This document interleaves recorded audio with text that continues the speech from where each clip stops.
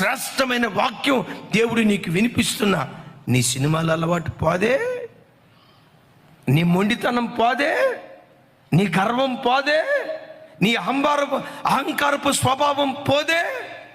10వ తరగతిలో తప్పుట అడిగేసావు, ఇంటర్మీడియట్లో తప్పుట అడిగేసావు, డిగ్రీలో తప్పుట అడిగేసావు, ఎప్పటికప్పుడు తప్పుటడుగులు ఏడుస్తూ ఎంత వాక్యం విన్నా నువ్వు దారి తప్పి బ్రతుకుతున్నావంటే ఎంత కఠినాత్మురాలివి నీవు.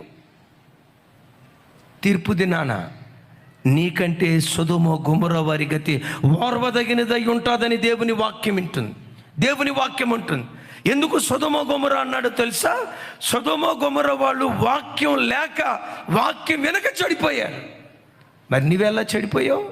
వాక్యం విని విని, వాక్యం చదివి చదివి, ఏది సత్యమో అసత్యమో ఎరిగి వాక్యం విని విని నువ్వు చెడిపోయావంటే నీకంటే తీర్పు దినాన